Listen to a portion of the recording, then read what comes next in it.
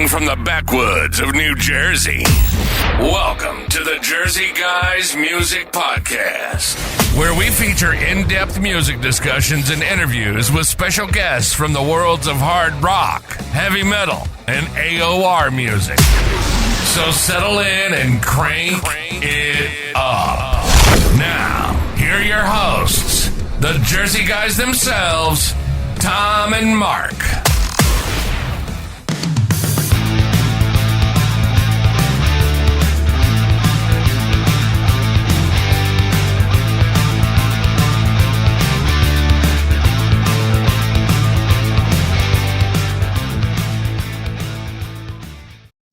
Hey everybody, welcome to the Jersey Guys podcast. I'm Mark Ballo, here with my co-host Tom Coyne. Joining us today is a legendary Swedish guitar player, songwriter, and producer. This is a guy that's played on hundreds of albums in the AOR, the pop, the rock world, and everything. But please welcome to the show, Tommy Denander. How are you, Tommy? I'm doing great. I'm very happy and honored to be here. I'm feeling great. I'm back from a vacation we talked about, so it's taken a few days to get sort of back into the swing of things, but back in the studio, back working, and feels good. Thank you. Thanks for taking the time, being the first back to talk to us after your vacation. We appreciate that. My own. So like I said, you're a guy that's been involved in hundreds of albums over the course of your career. I thought maybe we would just start, because there's so much to talk about it. It's almost hard to know where to start. But I thought maybe let's go with some of the higher profile names that you've been involved with over the years. And with that being said, let's start with a guy like Alice Cooper. And you've had involvement on 3 of his albums dating back to 2011. Welcome to My Nightmare, Paranormal, and Detroit Stories. Tell us how you got involved with Alice and came to play guitar, songwrite, even co-produce on some stuff. Well, Alice is more special than most, I would say, because I became a fan in the mid-'70s. It was Kiss, Deep Purple, and Alice Cooper were like the first major idols with posters on the walls, and leading into Toto and all of those guys. So it was Bob Ezrin and Alice, and Bob's involvement in Kiss and Alice and all of this. That was the start of everything for me. I'm born in '68, so I was like, around that 7-8-year-old, perfect time for all of this, already playing guitar. So through the 80s, I started writing songs very early in my life, very, very early. And I got signed with my first band very early. So I was always writing songs. And on so many of my work tapes, it says Cooper 01, Alice 8. It was like, I always said to my friends, I have this feeling that if there's one artist on this planet that I would be so good to write for or work with in some way, would be Alice Cooper. And it was the only artist I ever felt that way with, including even the Toto guys that I ended up working and being good friends with. But Alice was always special. And then I was in a hard rock band in the late 80s here in Sweden. And our manager is a very good friend of Alice. And we were very close to getting signed to RCA in the States. And Alice had agreed to do a duet on a song that I had written for that. The band fell apart, which is why I also started Radioactive. That was like the last band I was in. Wow. So that's how that happened. So Alice was always one of those. It was always so close, and for some reason it was always there. Moving ahead many years later, I am very, very close friends and a musical partner with Jeremy Rubolina, who is Bob Ezrin's cousin. One of the greatest string arrangers in Hollywood, great producer, produced Bruce Kulick's BK3 and a lot of other stuff. So he calls me up and says, Alice needs one more song for the new album they're doing. And I said to Bob, me and Tommy are going to try to write something. I said, great. So we wrote a really, really good song. We felt this is very strong one. He sent it to Bob. And I felt like this is the closest I'll ever be. And this might be the one. And it took like a week. And Jeremy calls me back and says, nah, they he liked it, but it's not what they're looking for. I'm like, once again. So at the time I was working with a Swedish artist. We were in Nashville working. I was already doing a lot of work with Desmond Child. I was part of in their team for a lot of work doing the guitars. Andreas Carlsson and Desmond are like super dear friends. So every time they worked on stuff, I was always the guitar player on it. So I'm in Nashville working, and I get a phone call from Desmond who says like, "Oh, I see on Facebook that you're in town. We just sold the house. You know, we're having sort of the last farewell barbecue. You know, you want to come over?" I'm like, "Yeah, wow." I didn't even, know really that he lived in Nashville. I didn't put that together. So I'm like, great. So I go over to his place, and we sit in his kitchen. It's just some neighbors and a couple of close friends and the family's home. So we're sitting there talking about stuff, and in walks Bob Ezrin, who I've never met before. And I'm like, it's like, talk about being starstruck. You're sitting with Desmond Child in his kitchen while Bob, it's like, okay, this is one of those pretty cool name-dropping pinch me moments. So for sure, yeah. I go like, "Okay, Bob, I'm Tommy, Jeremy's friend. We wrote this song." He goes, "Oh my God, that's you! Wow, I love this song. It's not what we're looking for. It's a very unique album. We're actually doing Welcome to My Nightmare." And I'm like, "Wow, okay, cool." And so he goes, "Well, I gotta talk to Desmond about a song we're doing." I'm like, yeah, I'm just hanging out. So I hear them talking about, we got to figure out how to save this song. We've tried to do the guitars 2 times. It hasn't worked out. And Desmond goes, "Bob, I'm an idiot." And he looks at me and points at me, and he goes, because they were sort of using people around them and Bob in the States because that's where they were working. He goes, "I'm an idiot. I should have asked Tommy from the start. This is Tommy. He's my go-to guy. He saves me every time, blah, blah, blah, blah." Desmond going, and I'm sitting there going like, is Desmond Child pitching me to Bob Ezrin to play on an Alice Cooper album? I'm like, okay. So Bob's just going, "Okay, great. So when can you do it?" I'm like, "I think this is on a Tuesday, I think." And I'm like, "Well, I'm flying back to Sweden on Thursday. So I'll land Friday morning. I can go straight to the studio." And he goes, "No, take a day to rest. We can do it Saturday. We can go on Skype and do it that way." And I'm like, okay. And he goes, "Give me your email. I'll send you the files." So Friday I get home, boom, there's the files come, and I go into the studio Saturday, and they tell me, "We have this song. We think it's strong. It's a ballad, but it's like, we think it can be something. At the moment, it's the last song of the album. It's what's going to send us the album off." And I'm like, cool.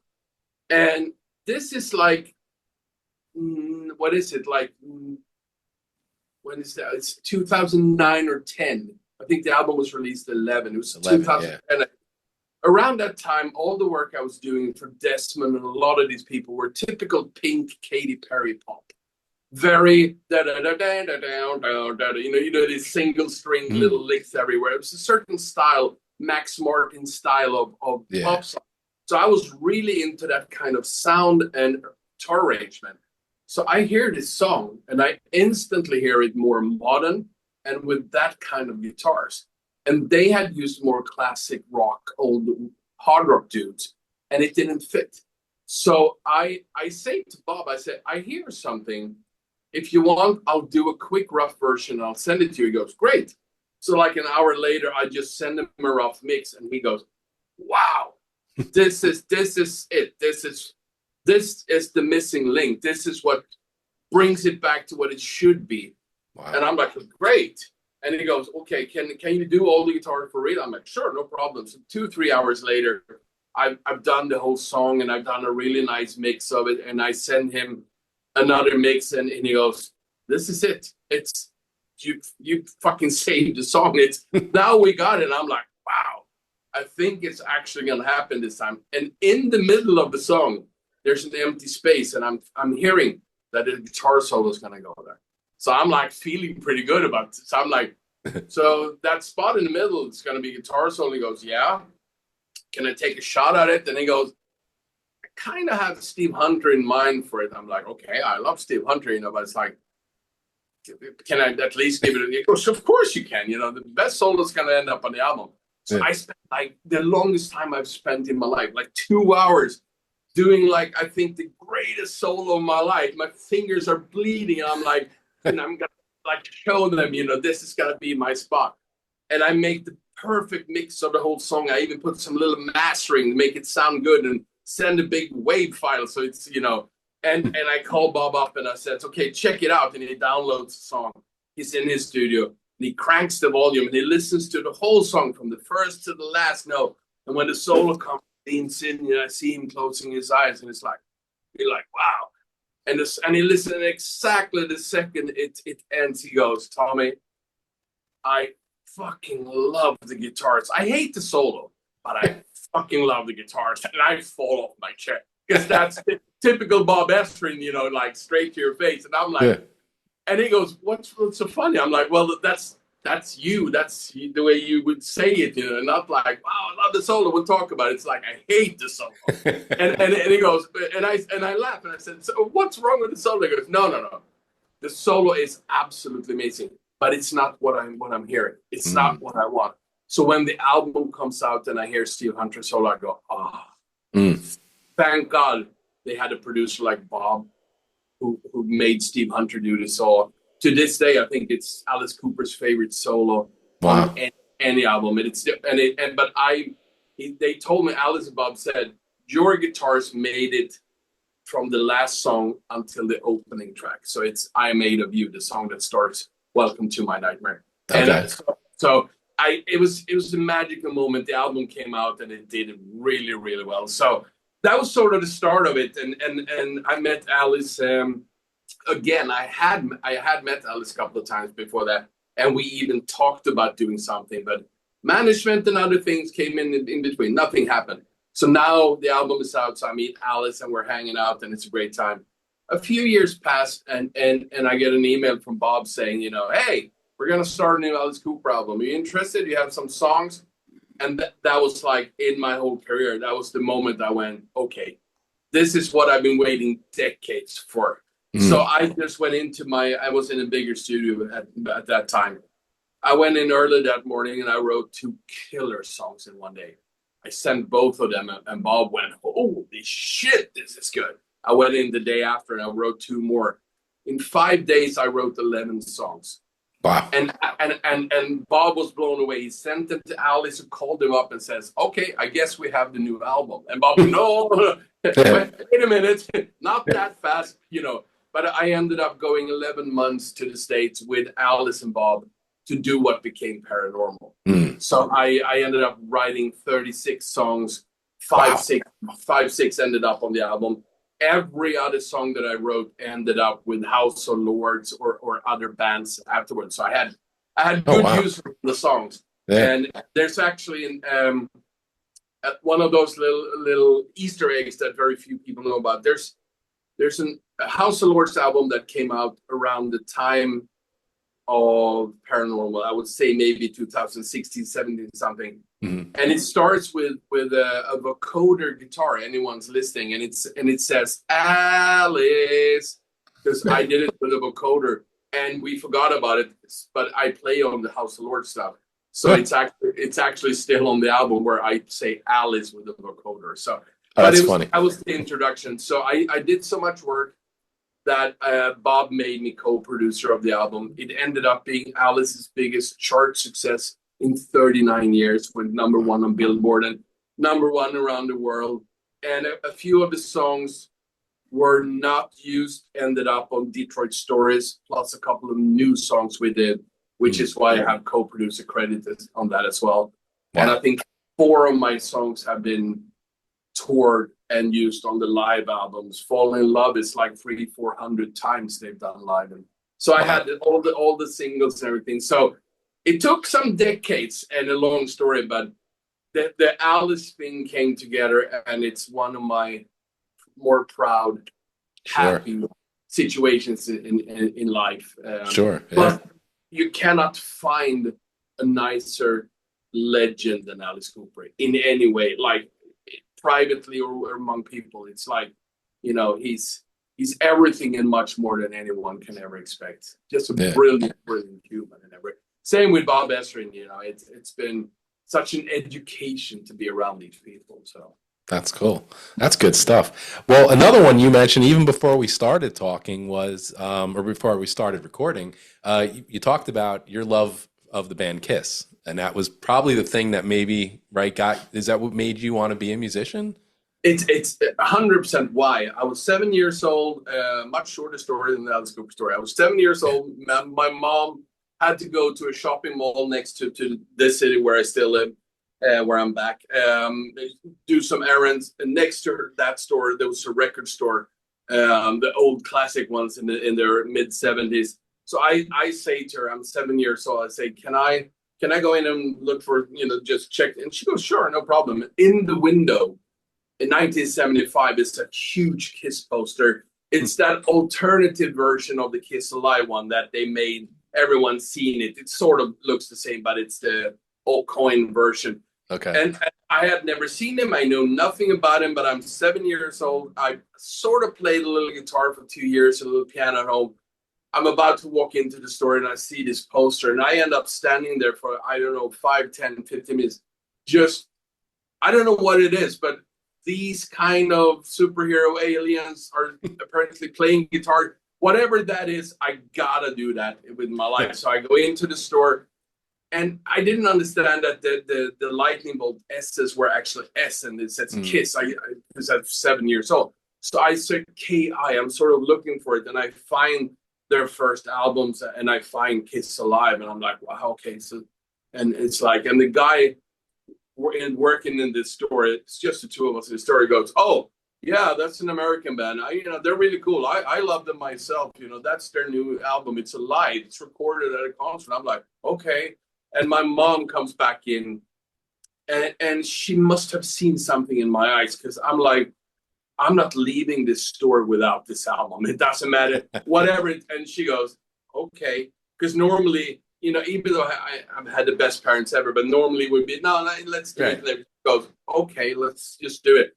So I come home. I don't know what's waiting for me. I come home with the vinyl, and you put it on, and you're like, and your life changes forever. And so without Kiss, I would never have started in music. Without Ace, I would never have discovered. He was my first guitar hero. And so playing on Paul Stanley's Live to Win album, and also I co-wrote the song Up in the Sky on Ace Frehley's latest album, 10,000 Volts.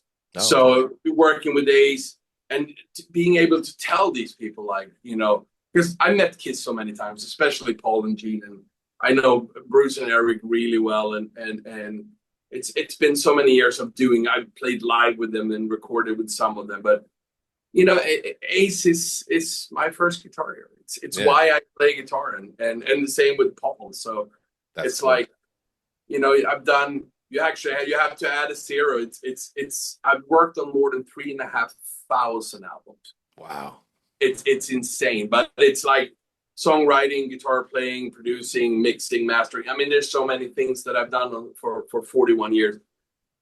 So I'm used to. I was 23 years old when I'm in the studio producing my first Radioactive, and Toto is playing with me. So I've been around this world, but being in the studio with, doing Wake Up Screaming for Paul Stanley's Live to Win, and they hit record and Paul's voice is coming through the speakers, and I'm just sitting there not playing, and the guy goes, what's wrong? I'm like, shh.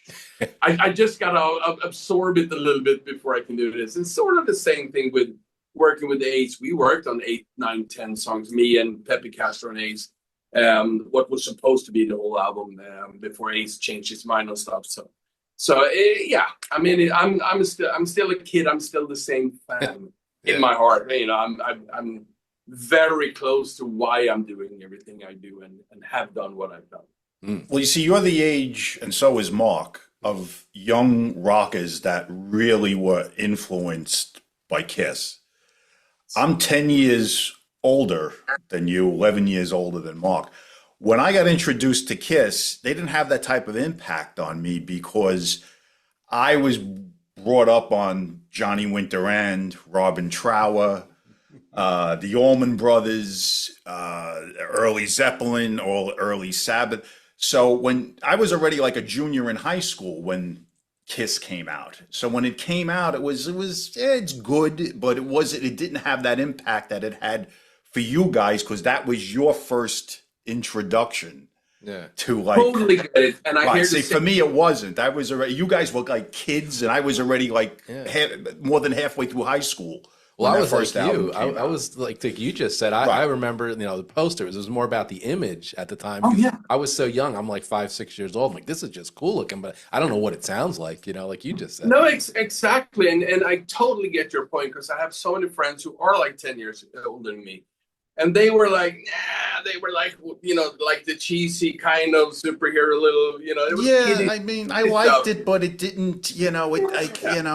But you Paul Stanley. I did always like Paul Stanley a lot. I mean, honestly, and again, you guys are like Kiss guys. I'm not.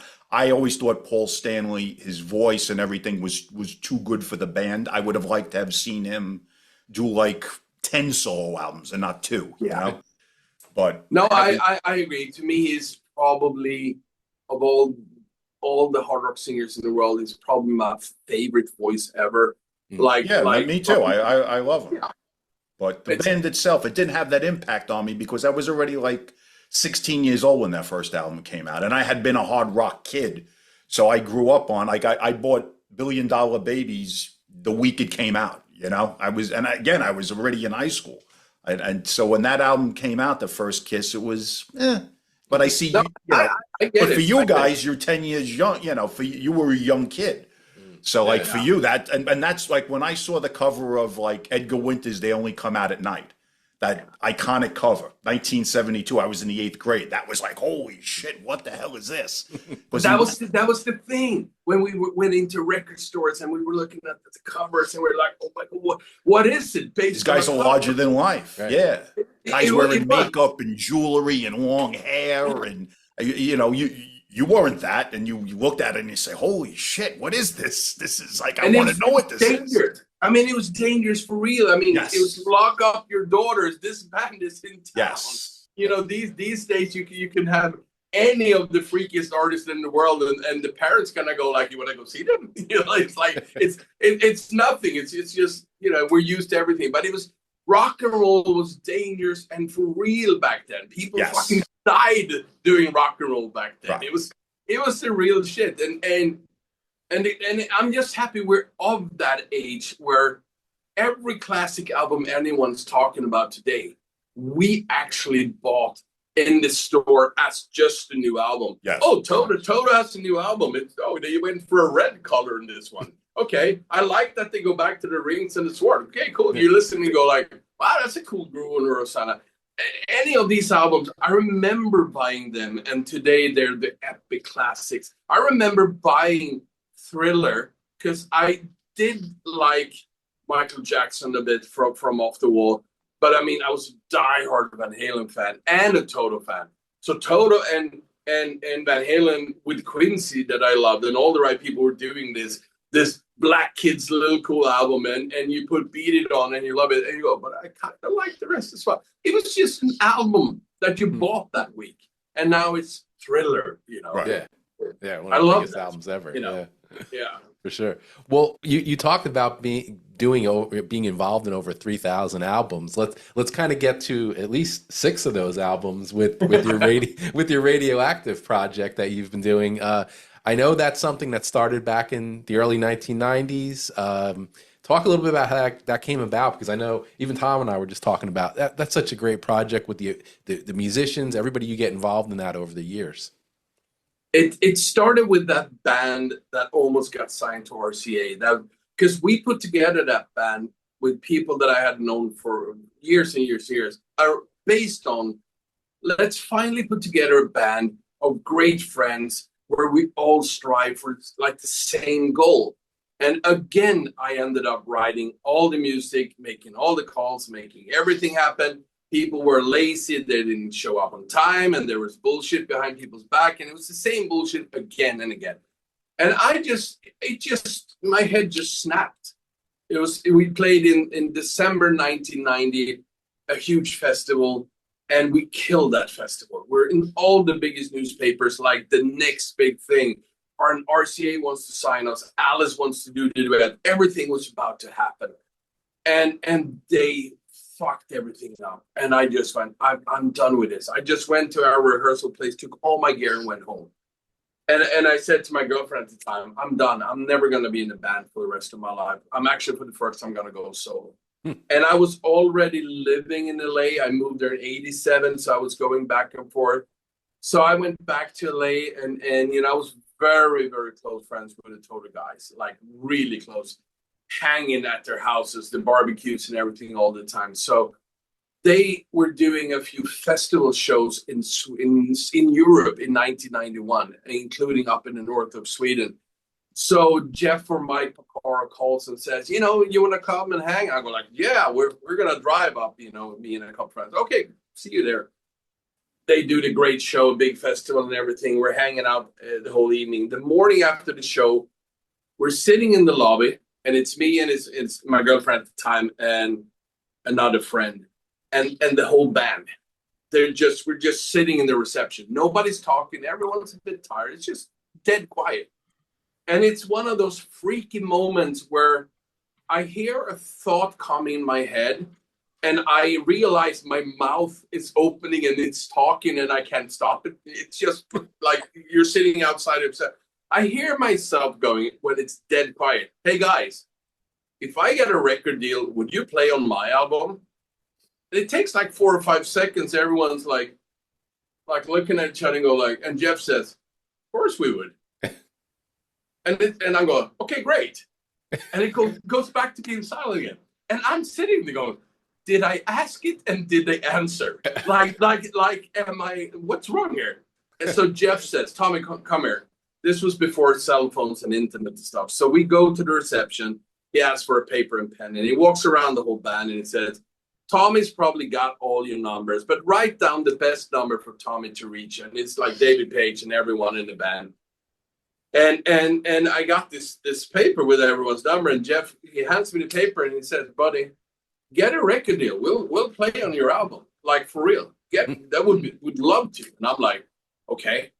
And by coincidence, a very dear friend of mine who worked at Sony Records in Sweden, who was a diehard Toto fan as well, he's there with the band. So 10 minutes after this, and I'm sitting with this piece of paper, I see him walking through the reception. So I say to my girlfriend, wait here. I run up to him and I said, you know what? He knows that I know the guys. And I said, show it in the paper. And I said, the guys say, if you guys sign me, they'll play on the album. And he goes, what? Yeah, no, we just talked about it. He says, if you guys sign me, they will play on my album. Okay. And this is like a Friday or Saturday. And he goes, well, come and see me on Monday. And I'm like, okay, like trying to play it cool. I'm like, okay, this is too freaky. Like I'm shaking. So on the flight from the north of Sweden to Stockholm with Toto, he's asking them on the plane, like, is this true? So Lukather and Jeff says, buddy, sign him and make a deal, fly him over to the States. We'll play on the album. No problem. We'll help him with it. Wow. Okay. So I come up Monday morning with a bunch of cassettes of shitty demos, so I can hopefully convince them to not let this dream go away. And there's a contract on the table. Not a note heard or anything. And I'm like, okay. And it's like, I know you. I know you're good at what you do. And you and the Toto guys are good friends. There's no way you're going to do something shitty. So, how about this budget? And what do you want to do? And I'm like, okay. And it's pretty decent budget, from Sony. I'm like, okay, well, and he goes, take the contract home, have your uncle look at it, because my uncle is like the biggest entertainment lawyer in Sweden. Oh, wow. So I just went over to him and I looked it through, and it's standard contract. This is all good, all great, and he goes, I know the people there. All fine. So like 3 days later, I go back and we sign, and it's boom, and it's done. And this was August, I think. So first week of October, I'm in LA recording the first Radioactive album in 1991. With it's me, Jeff, and Mike Porcaro doing the live tracking for all the songs. No click tracks or anything. Old school, real players in the studio.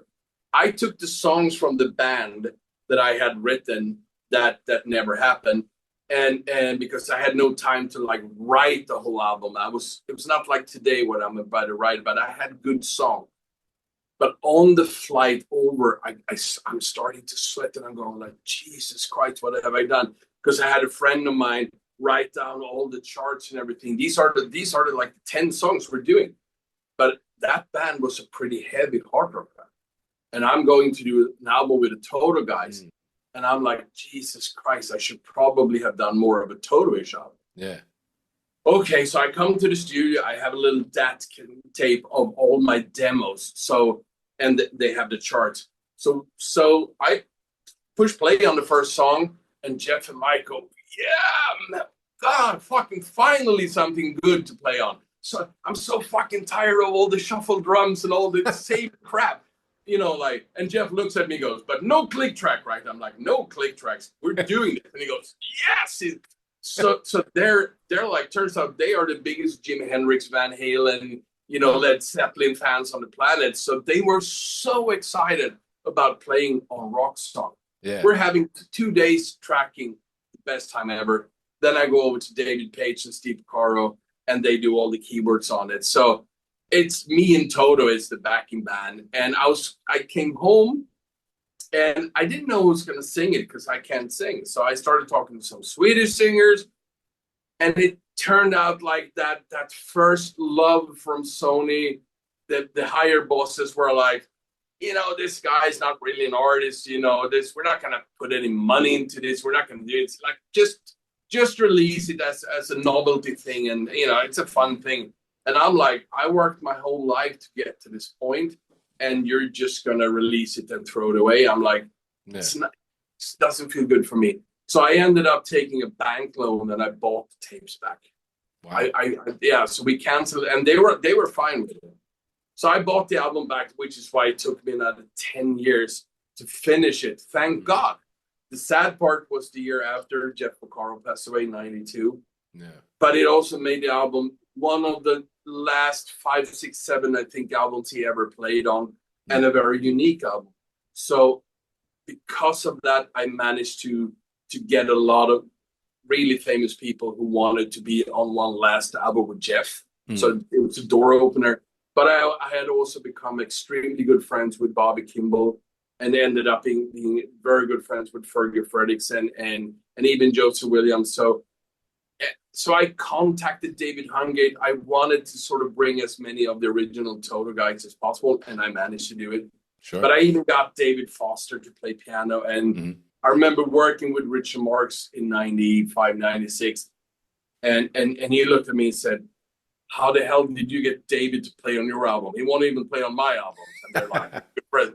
And I'm like, I don't know if this is like, it was just one of those magic moments. For me, the first Radioactive album, I kept saying in every interview, this is a once-in-a-lifetime, one-time project. I'm just trying to squeeze in as many of my idols as possible. It's like 30, 35 big names on it. It's just an all-star project with everyone that I can get. And I ended up getting a record deal with MTM. 2001, it was released, sold a lot because you could still sell. And I was so thrilled, and it charted everywhere, and it was doing great. And I'm like, wow, I actually made it. Yeah. And I thought I was done. And then about a year later, the record label says, so what are we doing for the next one? I'm like, what are you talking about?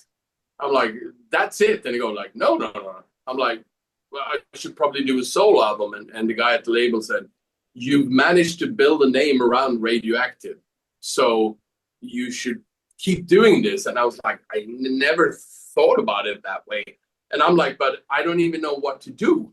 How do I follow up this? I don't have Jeff or these guys. So it was sort of like, okay, but I am friends with Bobby Kimball and Fergie and other people. So it became also, I think for the first album, those songs that we wrote for that band that broke up, I wrote those when I was about 20 years old in the late 80s, recorded them in 91, and they evolved into 2001.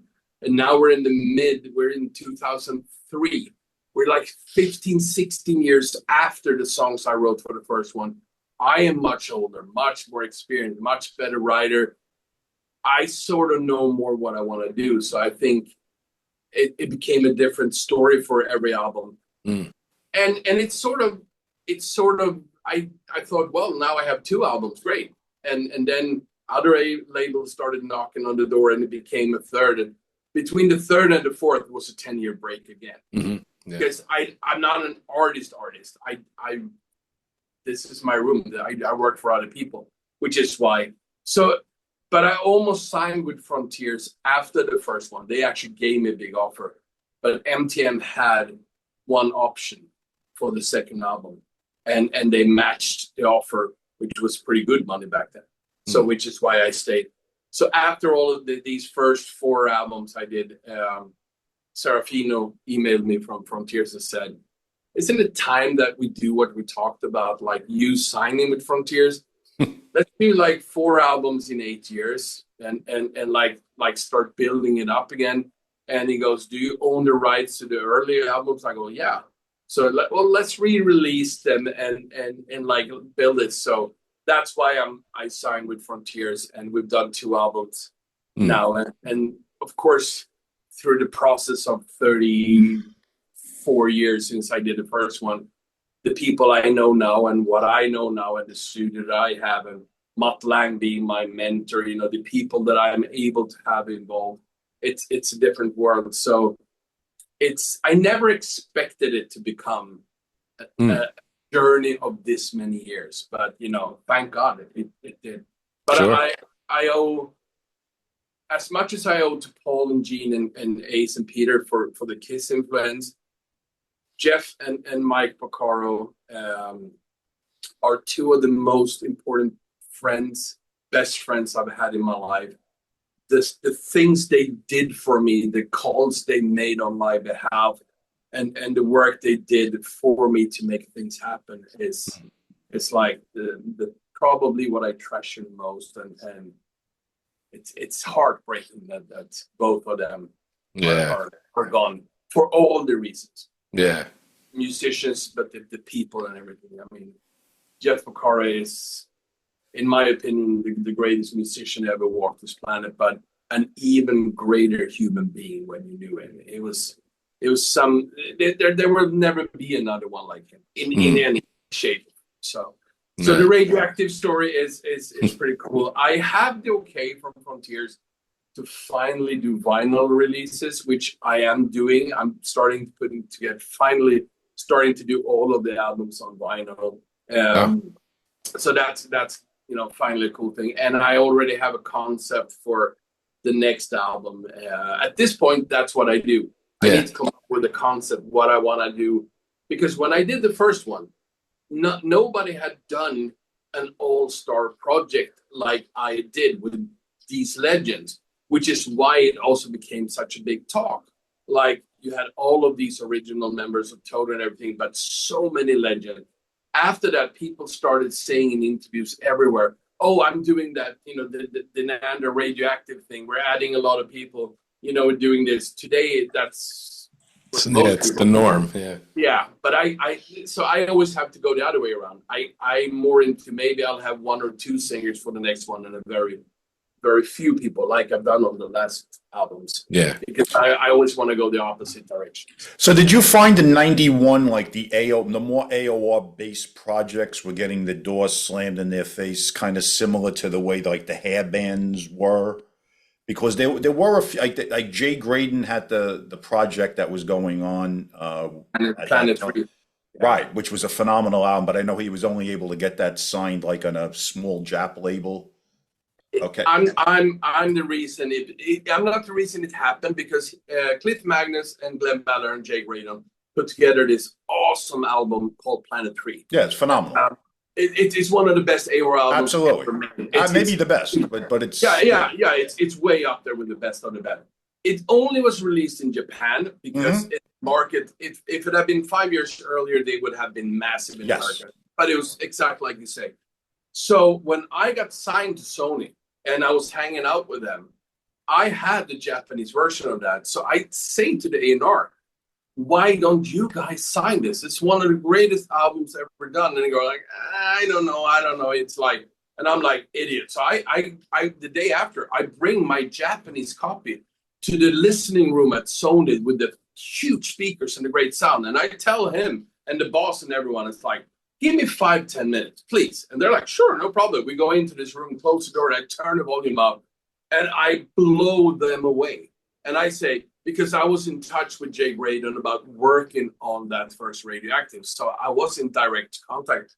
I say, I know for a fact that you can sign this for not a lot of money, but it's going to do so well in the Scandinavian market. And they were like, okay, let's talk to him. So I connected Jay Graydon with A&R. They signed it which is why it came out again in Europe. There's like 2 or 3 different versions. Yeah, it had a different cover too. Yeah, a different cover. It's more under the Jay Graydon name than the Planet. It's like Jay Graydon's Planet 3. Exactly. Because I think he's the one who signed it and he wanted the money as well. So he's like, fuck the other guys. It was one of those situations. So I think they paid him like $10,000 for this deal in Sweden. And I'm like, cool, do I have a finder's fee? No, but you get a thanks on the album. I'm like, thank you, Jay. Like the cheapest son of a bitch ever in the business. So I'm like, okay, fine. But it sold so well. It charted in Sweden, which is why they did the Jay Graydon All-Star Tours. Yes. So that going with the Japanese copy ends up being that. I have a million stories of Bobby Kimball being one of my closest friends, my brother in life since the mid-90s, being the band leader for everything, knowing the Toto guys and always seeing how the Toto guys trashed Bobby and Bobby being upset about it. I tore Lukather a new asshole after a really nasty interview he did on TV in France where he trashed Bobby in a way that's not nice to any human on this planet. Said, you're such a fucking douchebag. You're a hypocrite because you're fucking on drugs all the time. You're cheating on your wife. You're all the bullshit anyone can be. And you're trashing a guy that helped you become famous. The guy, the voice of the band. Fuck you. And I hang up and I didn't hear him for 3 days. And then he calls me back and he yells at me like, that was not nice of you. Fucking blah, blah, blah. I know you're right. But it's not and I'm like, I know I went too far, but Bobby's become a good friend. I end up bringing them together, which is why Bobby came back to Toto. Toto was on the way out. They were doing 2,000 seaters in Europe, hardly selling out. I got Bobby back. They're back in the big stadiums. They do the great albums and everything again. They did 2 tremendous albums in a row with Bobby. And they were back. They were back, so, there's a lot of times you do stuff like this. I don't care. It's as a studio musician, I was taught early on, we do the work we do. Nobody knows about it. You pat yourself on the shoulder on the way home, go like, I'm good at what I do. And then you go home and you So there's a million of these stories, So both the Planet 3 and the Toto thing is like, but they're also very complicated older guys with long history of right. both substance, egos, and fame and whatever. Right. So I'm staying out of that. I'm just happy. But I agree with you totally about the Planet 3 stuff. And at that time, Tim Feehan, who we actually had on the show fairly recently too, he did an album, a Full Contact album. He was a great guest too, terrific guy. And it was similar to your album, because he had everybody under the sun David on that. Foster? He had a connection with David Foster through hockey. Lukather, Lando, everyone. Right. That's a really good and that was another. And when we had him on the show, he said the same thing. Like they put a lot of money into it, but by the time it came out, what they started off with as an interest level dissipated to like no interest and no backing and no promotion, and the album ended up in the cutout bin, and it was another magnificent AOR masterpiece. One of my desert island AOR bands all my whole life. One of the greatest influences as a band and the guitar player is Giant. Yes. And I wrote the title track on the new Giant album. So that's like one of those circuits come together. And that's a very good rendition of Giant, by the way. Normally, I don't buy into every new rendition, but I really think he cuts it as a singer. And, Dan Huff's been out of that line of music for 30 years. So No, exactly. And Dan found some unreleased songs that he and Van Stevenson wrote and stuff. So really good stuff. But I think Jimmy, the new player, is a good friend from Finland, is as good as Dan Huff, and he really's got all the thing. Kent is a brilliant singer. He's great. Again, fantastic version of this band. I wrote 3 or 4 songs. They ended up cutting the title track, And I've been in touch with David Huff a bit, about stuff. Maybe hopefully we'll do more if they ever do another one. But same thing with them. End of the 80s, Time to Burn, one of the greatest albums ever, comes out in 92. They're about to make it big. Nirvana hits, and it's Sayonara in a week. And they know it. As soon as they saw that video, and it was like, this is it. It's and everyone got fired from every label. Toto got dropped with Kingdom of Desire, sold 10,000 copies in the States. Wow. 10,000. In 1992, Toto sold 10,000 because nobody believed in them. So they had a European and Asian market, and they were big elsewhere until now when they're building it back. That album also, I mean, I like it, but it was a drastic removal from their prior sound. I think a lot of people really didn't digest that as really being Toto. It was Lukather's demand, because they were so tired after Jean-Michel Byron, the black singer they had. They were so tired of the lead singer disease that they said, Luke, why can't you just be the singer? The other guys can sing a little bit in the band. And Luke said, I'll do it on one condition. We make this into a band that I feel like I can be. So it needs to be more of a rock band than that thing, because the trends were changing as well, which is why, I mean, there are some of their greatest stuff, I think Gypsy Train, I think the title. Oh, that's great. I mean, great song. Yeah. No, it's a great album, but it was not very Toto sounding, the album. No, only a few songs, but And again, right when everything changes and everything just went away. I mean, we know, but we sometimes forget how horrible the 90s were. It was rap, bad, Eurodisco, and grunge. And nothing was fun anymore. From the happy 80s, everything was just dark. It's like the world right now. Well, and we've discussed this with other artists too. I've always maintained that the gangster rap actually ruined it more so than the grunge, because the grunge was a short period of time. You really look at that grunge; by '96 it was over. Yes. But the gangster rap it's still going in the States. It's still going full blaze. 100% with you. 100% with you. I think the gangster rap and the rap itself. And rap in itself. But the gangster rap became big, and it's still big. And the rap in general is still huge in the States. It's because there's too many kids, too many poor people, too many people on the streets relating to it. Absolutely. The world is what it is. And I get all of that. And I think actually grunge aged well. I think it's like listening to Nirvana and Alice in Chains. A lot of these bands are fantastic today. Oh, yeah. There were a half a dozen really iconic bands that came out of that scene that have held up over the course of time. Soundgarden, Alice in Chains, Pearl Jam, Stone Temple Pilots. I mean, that stuff was all really good. I have a short funny story about it, because I moved to LA '87, lived right in Hollywood. My best friend, and who became sort of a mentor and even a manager for a while, was part of running Guitar Center in Hollywood. He was in charge of the rock walk with the handprints and everything. So he got me into that whole world. I was 19 when I moved there. Across the street from there was a great music store called Lab Sounds, where they sold all the big racks for all the 80s guitar players, the stuff that I used. And I became really good friends with guys who worked there. So 1, 2, 3 times a week when they closed the store, I would stay after closing hours, and they would lock the door, and we would grab gear, and we would spend an hour or 2 or 3 jamming. And it was an amazing guitar player, Sean Tubbs, who worked there, who's a big name in Nashville now. Amazing guitar player. He was doing sessions. If Mike Land or Lukather couldn't do some work in LA, they usually called him. He was that good. And a very nice guy. But there was this tall, skinny guy. He was a great bass player. He was always jamming with us, and we were like really good friends. I go back to Sweden in like the early 90s to do something, and I'm home for a summer. I come back home, walk into the store, and I'm like, oh, you're back, and I'm like, yeah, cool. So where's Robert? Well, they got signed. Like, they got signed? Yeah, I think they're doing pretty well. And there's like, you remember his brother, right? And yeah, I think they're like all over MTV. That was Stone Temple Pilots. Really? Yeah. Because they had the two brothers that were in that band. Robert Lee. From New Jersey. Yeah.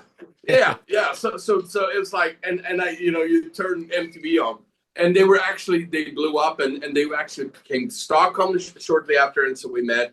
And then I ended up working with Hollywood Vampires many years later, doing their second album. And Robert has been the bass player for a lot of stuff. So we ended up doing a show, I would say maybe 2017 or something like that, when we were working in LA. So, and it was the same old feeling, hanging out in LA together. But yeah, I mean, I agree. They're one of the bands that hold up to this day. A lot of quality songwriting. It was just great. It wasn't 80s melodic rock. It was just great. It was Beatles level of quality. That's what it was. Yeah, it was good. I always looked at it was good hard rock. I never fought the grunge scene. I liked it.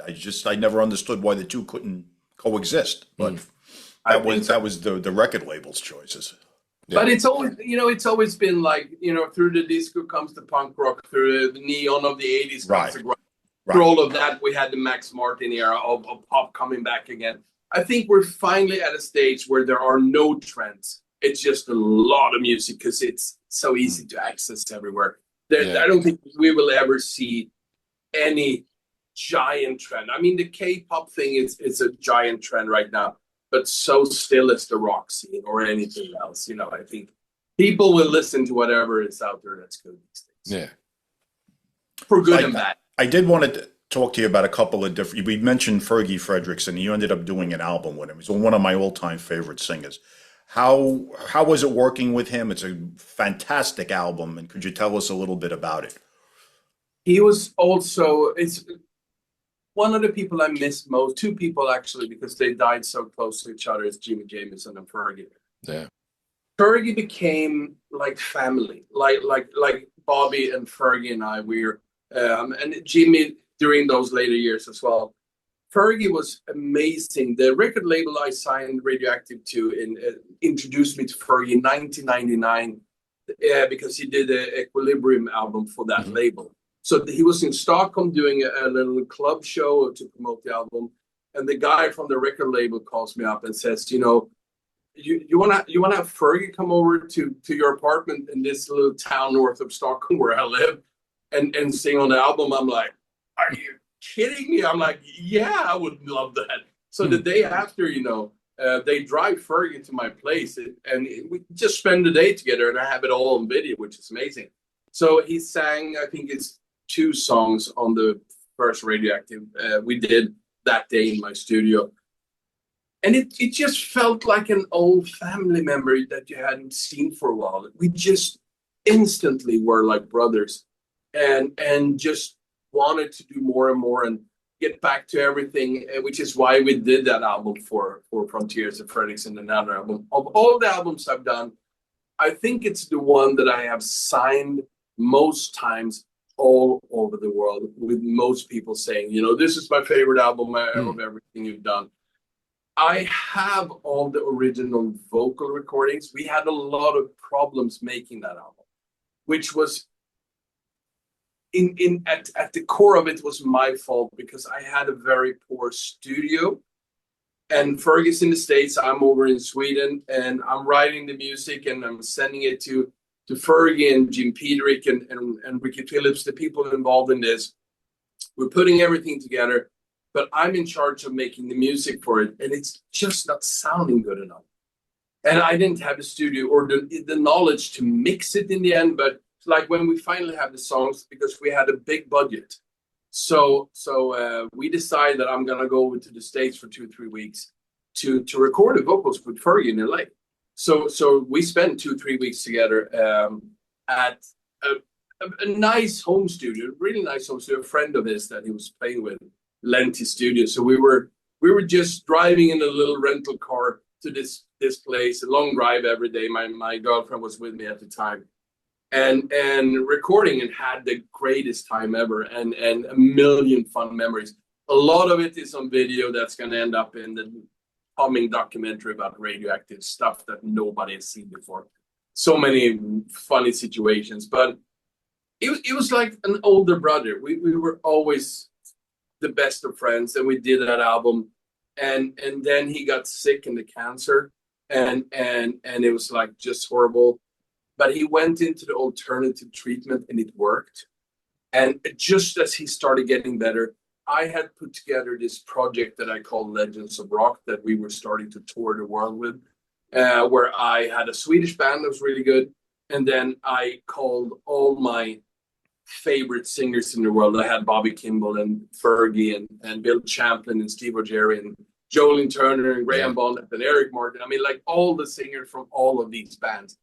And we started touring, and the first tour we did was in Japan with Bobby, Fergie, Bill Champlin, and Steve O'Jerry, backed by the Japanese Live Nation. So we were doing the same arenas that Toto played in 79, 80. Wow. Classic places over there, and pretty much sold out. So luckily Fergie got back and we were able to do that tour, and it was fantastic. It was just playing. The whole concept was we're doing the 4 biggest hits from every singer, 4 singers, and then 1 or 2 of their like biggest hits as the encore. So it was like hit. And every time if we played with Fergie, the other guys would do backing vocals. If we played with Bill Champlin, the other guys would do backing vocals. So everyone's sort of on stage like brothers and one big family. And to be on stage and finally get to do isolation songs, to do Carmen with like Bill Champlin doing the David Page part and Fergie doing it, and it's just, it was like, this is as good as anything can be in life. And Bobby and Fergie loved each other as well, so it was just the best of time. And then we did some touring in Europe and stuff, and we had a lot of other plans, and his cancer came back, and we didn't know how it's gonna go or anything. So it was like, fingers crossed, and he was fighting hard, and we were doing everything. I managed to raise a lot of money in the end for him, because he was like just broke, and they couldn't pay for anything. And luckily I knew people with a lot of money that saved that situation. And when we knew it was no way out of this, I was actually booked to fly to Chicago for that final evening, just where everyone came to say goodbye. That night was one of the worst winter storms in America. So every flight from Europe everywhere was grounded. So I'm sitting at the airport, and my boss at the time at the big studio, the company I work for, he's the one who said, I'll pay for your flight over. I'll buy you a ticket. He's a rich guy. I'll buy you a ticket because I love Fergie. He had met him. So I'm sitting there going like, I'm going to fly over to say goodbye to one of my best friends. And I'm at the airport, and the woman says, I'm sorry, there's no way to get to the States at all.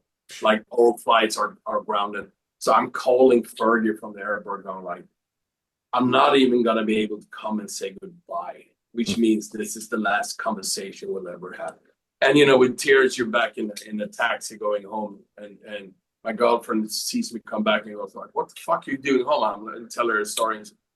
It's like so heartbreaking, but it's like, again, one of the nicest people anyone can meet on this planet. The only thing that I love, we got to do a lot of albums. We got to do our album. We got to tour together. We became like family. And when I managed to get Bobby back in Toto were touring the States. They were doing club gigs because they were sort of building it back. They went through Chicago. I emailed the guys in Toto, said, remember what we did with Bobby? Please do the same with Fergie. And they go, absolutely. So that's why Fergie was invited and actually got to sing one last time with the band, with Bobby and everyone. So there's so many memories. Toto, it's like having been part of one of the most unique, beautiful families ever. But it's also one of those really twisted families because of some members in that band. Yeah. But it is on that level. I'm not negative about it.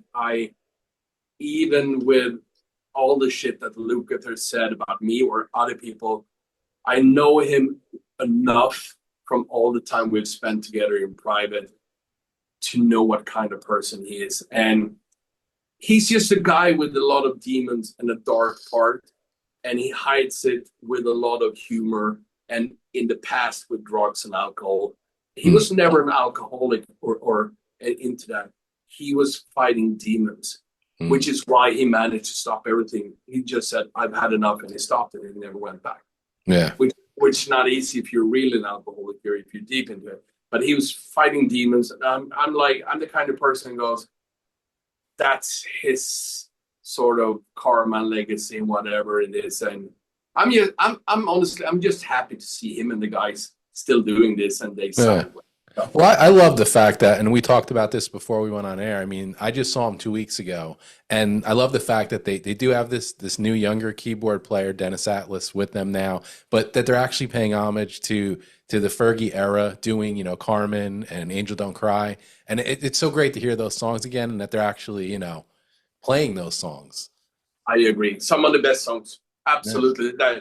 That whole album, again, on the vacation out driving, where I had time to dig into old Toto albums again. I really went through Isolation again. That is an album I've listened a lot to, and it's like, wow, this is good, you know. And it's, yeah, I think it's even internally, they always said firing Bobby and firing Fergie was blamed on drug issues and vocal issues by people with drug and vocal issues. Yeah. It was like, it was blamed for all the wrong reasons by the wrong people without stopping and going like, whoa, wait a minute, we can solve things.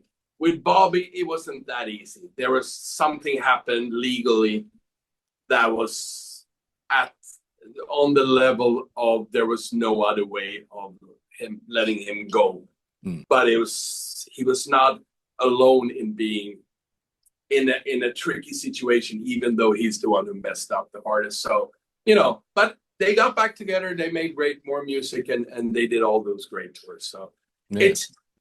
We talked a lot about Kiss and Alice Cooper in these bands. I think bands who have a 50-year career are more interesting with all the broken parts and pieces and all the ups and downs and this and that than bands who are like just middle of the road, nothing, you know. I think that's you know, it should be worthy of movies and books. And well, they've had their slippery slopes with Joseph Williams too over the years too. I mean, it's kind of lasted now for a while, but there was a lot of bad blood and a lot of, you know, out of the band, knocking them back in, and you know, there was a he fucked up. I saw them on the Fahrenheit tour in '86. He killed it. He was so good that it was like one of the. I still have cassettes of those tours. It's unreal how good they were. It was so good that everyone, including the record label, said, we're going to put even more money into making this 7th one, and a bigger stage and a bigger tour around the world and stage clothes. And we're going to make this. Now this is going to be it. And that album is one of the best they ever did. And Joseph was too much into cocaine. Yeah. He was doing so many drugs that he lost his voice and lost his mind. And I traveled with Toto on that tour. I was on the bus on that tour. I was at the club show in Stockholm, the infamous, famous, the Pinga show where they did all the covers. That's my guitar, Lukather's playing the whole evening. I'm on stage playing tambourine on whole night. I was with them through all of this. That show alone was like, we're doing this for the record label. Joseph, you are not singing. You need to rest, because he couldn't sing. Of course, he was doing a lot of coke and said, fuck you all. And he's up on stage screaming all night, couldn't sing at all the day after. Wow. So it was a heartbreak. It was like the worst of just pain and sadness and sorrow. And after that, they were lost, which is where when Sony came and said, we'll put more money into this band if you agreed to use our singer, which is when Jean-Michel Byron came. Right. He was a nice guy and a really good singer, but not the right guy. Not the right guy. Not at all. Yeah. I traveled on that tour as well with them. And I was on the bus with everyone all the way up in the front and an empty space all the way to the last seat where Byron was alone. And Lukather and Byron, if you watch the shows on YouTube, are wearing dark glasses because they have black eyes. Yeah. Oh, really? Yeah. It started from the very, very, very first meeting with everyone in Toto in that room going like, wow, okay, cool, great to meet you. And this guy seems to be nice, let's go. And Byron made the the most lethal mistake you could ever have done with the legends in Toto says, well, I know you guys used to be hot shit, but don't worry, I'm here now. We're gonna fix it. Wow. Yeah, that's in Lucas' book. Wow. He talks about that. So the guys just went, see ya, and walked. So if that's how and then first show he comes up with the Michael Jackson glove and everything, and they're like, are you kidding? Like, right. Yeah. So yeah, sadly that it was but again, those 4 songs are really good on that album, for what it is. Yeah, they are. I think so. Yeah. Now, since you did an album with Fergie and had the honor of doing that, I'm curious what your opinion was with the album he did with Ricky Phillips, the Frederickson Phillips project. Yeah, I told him that I think it's got a couple of really good songs and way too many mediocre or okay songs. And I think with the genius of Fergie and Ricky, who are brilliant and nice people, and everyone involved, the only reason it didn't become a greater album is because they picked the wrong songs. And I think it might have been the record label, because I think it was one of those situations where the record label say, here are a bunch of songs and whatever you guys can come up with, and they were working on it together and stuff. It is a good album, but it sort of fell in between a lot of stuff. Yeah, that's exactly what I thought of it too. It had some incredible songs and had some kind of goofy poppy songs that didn't belong with these epic, almost like Led Zeppelin type of songs. It was a weird mashup. I'll tell you why, having known all of these guys so well. We as fans, we see so many of these artists from outside. We hear what it is we like. We see why we build certain parts of their sound and career into something. Most of these people are clueless to why. I mean, look at Gene Simmons always trashing "I Was Made for Loving You" because he's, for him it's a horrible joke. But it's like everyone else loved it, and it became that kind of it. With a lot of these people touring with Bill Champlin, we had to tell him, like, your first 2 albums are iconic to the fans. But he's like, well, I much more dig my bluesier stuff. I understand why you do, but they're pretty shitty albums. It's just boring blues song compared to Single and Runaway, which are epic masterpieces.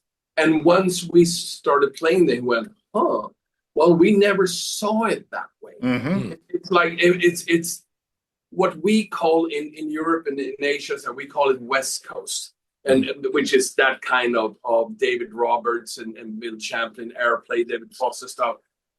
They never even called it that. Bill said, we never even called it. It was just pop, or it was just the music we did. Right. And it's just what we did every day, and nobody cared so much about it. Well, even the term AOR was like a half-assed term that came out of like maybe the later 80s. That term wasn't around back when those albums were made. Exactly. So it's like when you don't have that kind of connection in the right way, I think if my take is either you need an artist who is really sure about what he or she should be doing. Right. Or you need that kind of talent and a brilliant manager who says, no. Right. This is what we're doing. Everybody else shut up. And that's how we work. That's why you have the John Kalodners or all of these people go, no. We're doing this. Yeah. There's no money involved unless you do this. And they might go, okay. And it's a massive success. And they go, maybe we should listen to that guy. Because most artists are clueless. Yeah. Most of them are. And even Mutt Lange will tell me, every time they ask me to pick a song, it failed.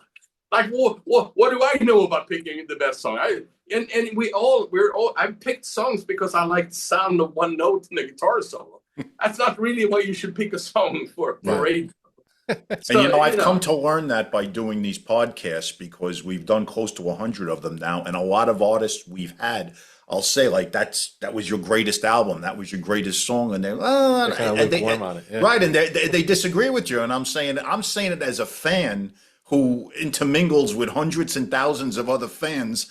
That was the best thing you ever did, and they'll argue with you. Oh no, the album that you got dropped on was better than the one that sold 1 million. No, So and that's how I learned that a lot of guys really are clueless as to what connects with people. but you know why also, and the first time it really hit me was when Bobby became truly like family to me, and we're doing hundreds of shows all over the world. He and I always flying, and we would talk about stuff, and all of a sudden we would end up talking about the first Toto album or when they did Turn Back, and there was this. But then when we did, hearing him say, but then when we did Toto 4, it just hit me like 5 tons of bricks over my head. You motherfucker, you were in the studio making Toto 4. Mm-hmm. You guys singing Hold the Line. So for them, it's not the song that we've heard. Right. It's the memory of being in the studio creating. Right. If sometimes it could be the greatest experience for an album that does or a not so fun moment that, like for Ace and Peter, they hated doing the story with Bob, but you can't argue with the quality of the album or how it's lasted or this and that. So it's a different thing when you're the one who created it, compared to us who just hear a finished product coming to it. So I get that, and it's, that's also why you need great managers a lot of times. Because great managers will bring people together. Right. Yeah, sure. Real quick, I just wanted to go back before we get off the topic. You mentioned a little bit before about the Legends of Rock. Is that, there was some shows that were videotaped? Is there going to be something coming out? Yes, there was one. There is, I would honestly say it might be the greatest musical moment of my life, and the singers agree. We were doing so well on a tour through Europe. We all felt like everything was just perfection. The way everyone was playing, singing, everything. At the time, I was working and part of running the biggest studio in Sweden, the old Abbey Road Stockholm EMI studio, where so many legendary albums have been done, but it's also one of the biggest studios in Sweden. We had a day off in Stockholm, and I'm like, should we use this? Because we had been talking in the studio about doing one of those Jules Holland kind of TV show things where you put a great artist or a band in the studio and put like 50 people with headphones and film it and record it. It's like a live event in the studio. We have been talking about it. So I'm asking the singers, like on the day off, well, what do you think about doing that? And they're like, that would be amazing, because they had been to the studio. They thought, wow, this is a great studio. So we ended up doing that, and in like 2 or 3 weeks managed to do, it was 50 seats. We sold tickets 2 times, so we had like 50 seats. We recorded the whole set one time, changed to 50 people, brought in new ones, and just did. So we have 2 versions of it. Picked the best one, mixed it, and it filmed and everything. And it was a tricky situation because the film crews we had they messed up, some things. If you're filming a live show in a studio, you're hitting record and you're filming for like an hour and a half. These guys, they were filming and singing a little bit, stopped and went into film. So there was like a million little pieces of everything, nothing of long shots. So I managed to track down a company of one guy who said, if you give me a couple of months, I can probably piece this together. And he did. He saved the whole thing. But we had the music recorded and we mixed it and everything. There are a couple of songs out on my YouTube channel, on the Tom Denander YouTube channel, one with Bobby and one with Jolene Turner. It's 100% live, no auto-tune, no fixing, no editing. Whatever's in there is in there. But some of the people who were there to watch it are legendary journalists or other musicians and stuff who have seen and heard everything for the last 40, 50 years. They still talk about this is the greatest musical moment of anything they've seen in their life. And I sometimes watch the whole thing and I still just shake my head. So yes, I've had 3 labels interested in releasing it. When we started doing it, there was still a way of maybe doing a DVD, and then the DVD market died and then it changed. So we're looking into either it will be on a streaming situation or any other digital way, plus a CD or maybe a vinyl or something. But yes, it will be out. It's mind blowing, and it's Bobby Kimball, it's Steve O'Jerry, it's Bill Champlin, and Jolene Turner, and special guest, my dear friend Andreas Carlsson on a song called Satisfaction, a classic Bill Champlin song, and it's unreal. It's absolutely if you go back and listen to Toto in '79, the Agora Cleveland, the Agora Ballroom, I think it's called, on YouTube, or early Rainbow, or when all of these bands were at their best. That's what every song in this band sounded like. It's got that fire, that youth, that fire, that electricity. That's just it's stunning. So it will. There's no way it's not going to come out. I don't care if we release it for free on YouTube, but it will be out someday. Would you think about putting it on Blu-ray?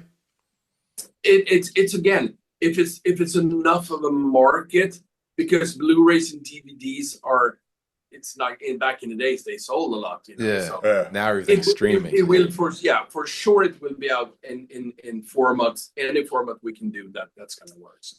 Cool. That's something to look forward to.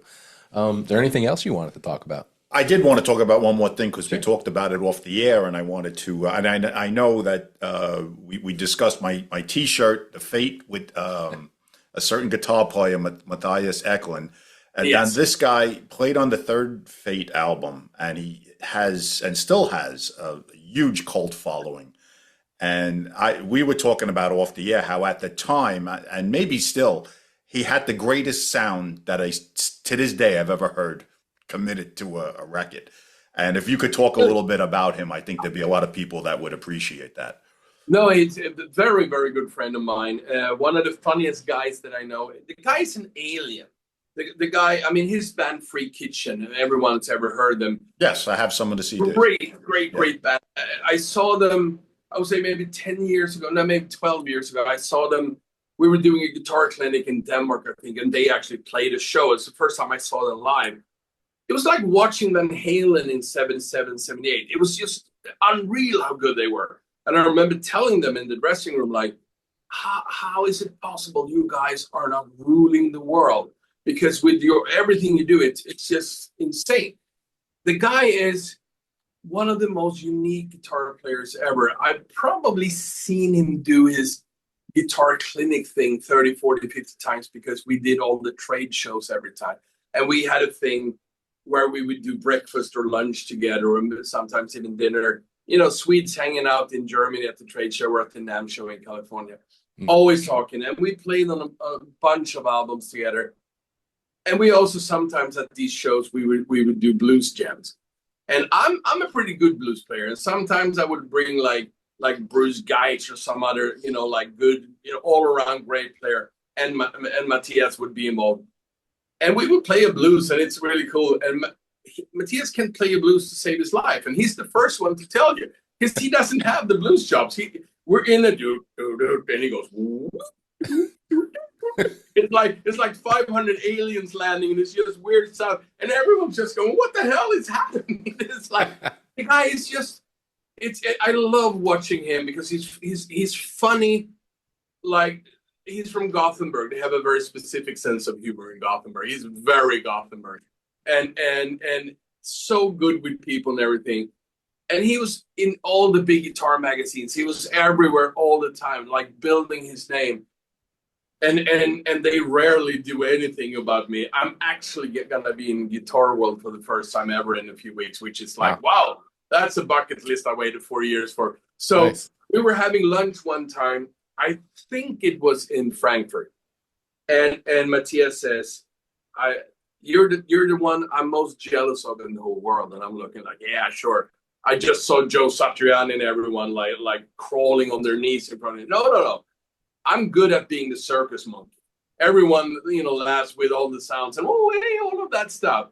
But you get to play on every fucking cool album I love. You get to work with Paul Stanley and Alice Cooper and blah, blah, blah, blah, blah. You get to work on all the cool stuff.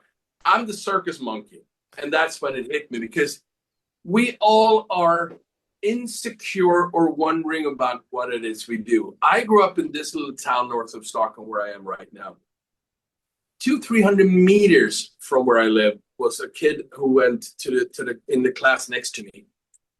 Was one of the greatest, like Alan Holdsworth, Eric Johnson style guitar players when he was like 12 years old. He was like insane. He lived with his mom, and he was playing in the basement. And I think he might still be there. I'm the one who was good enough, but I come from a strong family of entrepreneurs.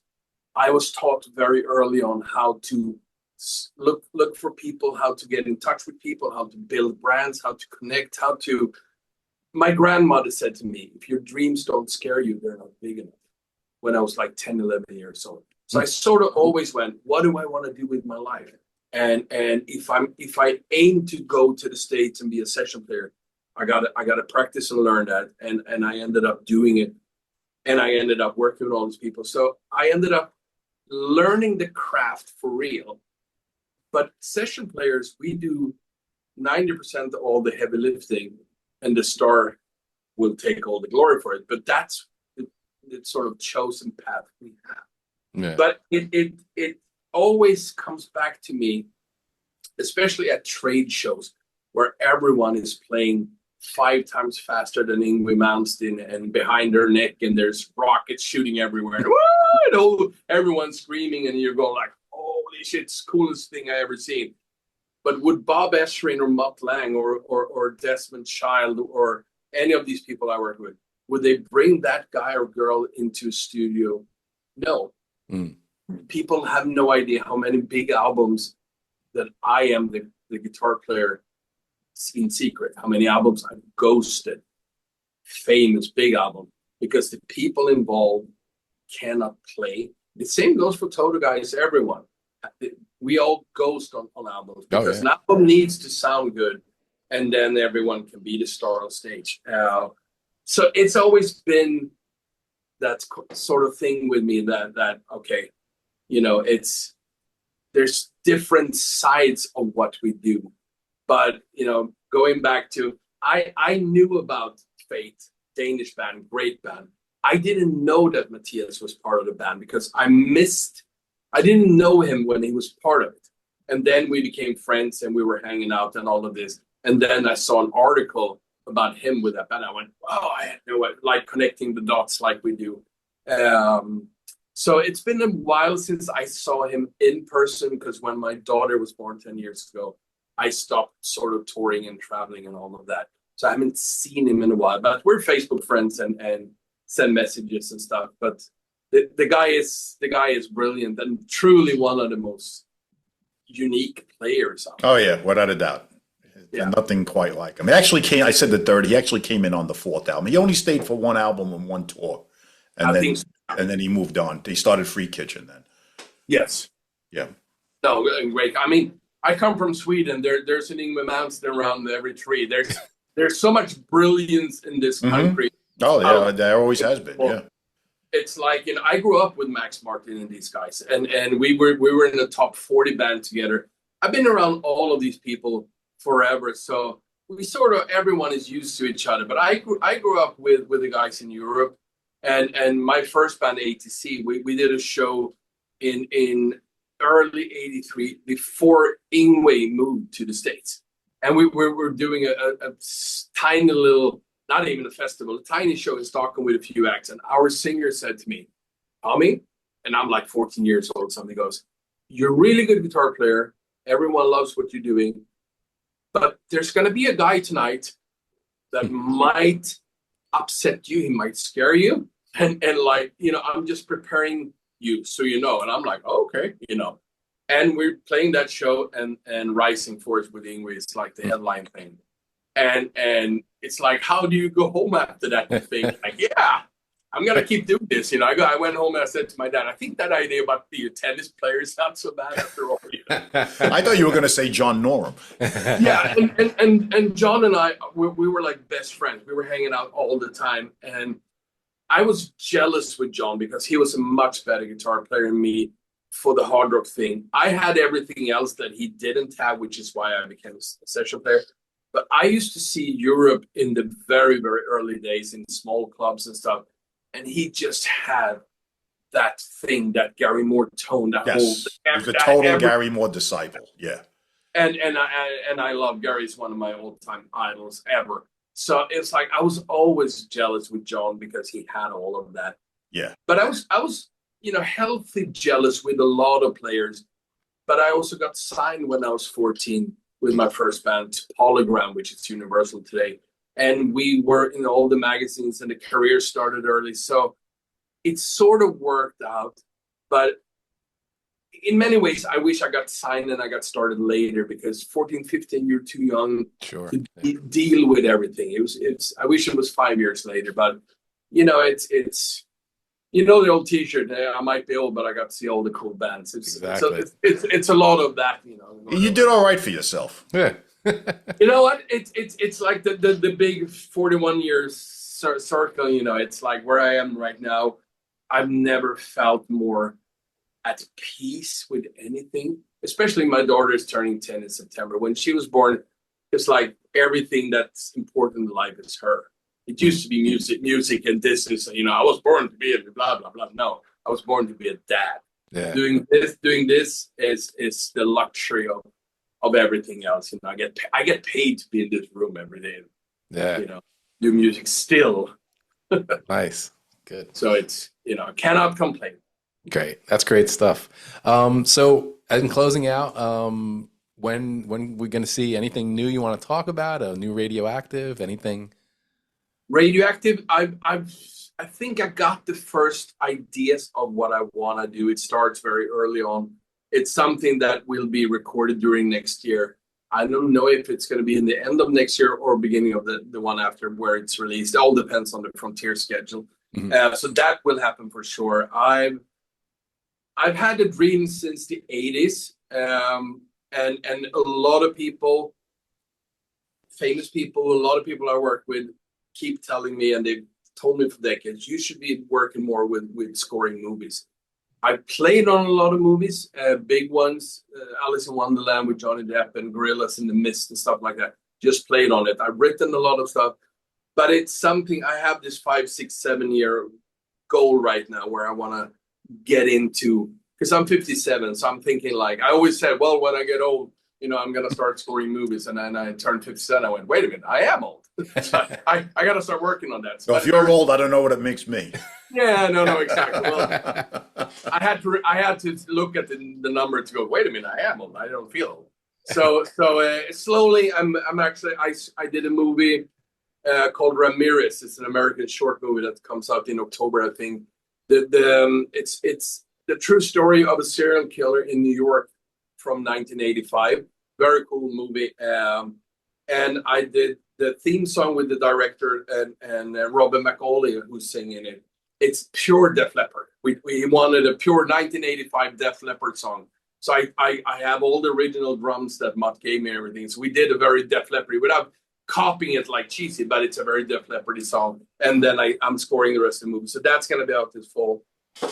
It's just, I do 2, 3, 4 sessions every day, 5, 6 days a week. So every time I get the question, what's happening? Yeah. I'm like, what did I do this morning? I know there's more with AOR and Blue Ambition with Fredrik Slama. There's a new Martin the Bad Punch coming. I'm working with Robin Beck on some stuff. She's finally back doing a new soul album. Slowly, I know, and I love. She and James Christian are like also like family. So always happy to work with them. And it's just a million things all the time. And it's so. Yeah. The answer is yes. A lot of stuff will always come up. There are no gaps in between it. Yeah. Will you be using Jeff Paris again? As much as I can. He said, "Oh no, I'm retired after we did work." I said, "No, you're not, because you're still breathing and you're still as good as you ever were." And I said, stop the bullshit. Stop this bullshit. We're still here. We're still capable of doing great stuff. And he went, you're right. Which is why we worked on the last Radioactive, and I think it's fantastic. It's one of my his songs were good. Favorite humans, and still one of the greatest singers out there. Yeah. So the deal we had him on the show a number of months ago. It was an epic 12-hour interview. We edited it down to 6 hours. Whoa, boy, oh boy. He's got. We went through the stories. night. It was like an all-night card game. The sun was coming up, and we ran out of tape, and we had to finally shut it down. Exactly. I believe you, but he's got the best stories, and he's the funny thing. I've known him for so many years, and then we start talking. We're on like this, and we're talking, and we get into Toto stories. He goes, well, yeah, because I mean, I went to high school with the Toto guys, and David Page wanted me to join before they got Steve Carr. I was actually in the gymnasium when the first time they played. I'm like, whoa, like, what are you talking about? Yeah, and that was before I went on TV and played with the Ringo Starr, and then we did this. I'm like, okay, Forrest Gump, shut the fuck up. What's happened? He's got the best stories. He does. He does. If you could put aside a half of a week, you could cover half of them. I read yesterday on his Facebook, Jeff, you gotta write that book, please. Somebody said. So yeah, hopefully he will. No, he's amazing, and we have a thing where we still say we're gonna do another soul album for him, and I'm not giving up before we have, because I think he's got the best album of his life still in him. So I would love that, and we don't have that many of the greatest singers around anymore, because they're either dead or really like Bobby Kimball with dementia or lost their voice and stuff. Jeff is still everything he ever was. So. I think what killed Jeff, and we talked about this when we had him on the show, but we probably get like a more Reader's Digest version from you. When he had that Wired Up band, and you look at all the guys that were in that band went on to like really big things. Oh yeah. And the fact that for whatever reason he gave that band didn't stay together, that's a shame that band didn't put out 2, 3, 4 records, because that was an incredible lineup that was on. That could have been giant. Yes, absolutely. Absolutely. All 3 of those guys went on to have massive career. In fact, he had the least career and it was his band of all the guys that were in that band. I think in many ways he never felt that it was a natural thing for him to be an artist. It was never. Some people are just like David Lee Roth; they're artists. Period. Right. That's it. I don't think he ever felt like I am the star. I'm what I've been sent to say. He's more like the rest of us. He loves the songwriting or being like a reluctant star. Yeah. Yeah. So, and I remember when we did the Firefest thing, it's like somebody said, who brought the school teacher up on stage? Because, it's like, right. He's not the one who's just owning a stage. And I think that's, again, but that band had the potential to be. I agree. Amazing album. Classic. Yeah. Michael Thompson, Matt Sorum, Gary Moon. I mean, it's an incredible band. They talk about an all-star band. Yeah. Yep. Yeah. So, well, Tommy, hey, we appreciate this this conversation today. It was really fun. Lots of great stories. Thanks for your time. Thanks, Tommy. No, same here. I had a blast. And anytime you want to do it again, I'm always here. You might have to. Well, we Tom and I talked about it before. We said, do we do a 2-parter? Let's see. How there actually were a lot of things we didn't get into, but again, I don't want it to turn into Jeff Paris Part 2. So no, let's not do that. But let's do a Part 2 anytime. Okay. We will talk about it for sure. Thanks again. All right. Thank you very much, guys. Tommy. Take care, brother. Take care. Bye-bye. Ciao. Bye.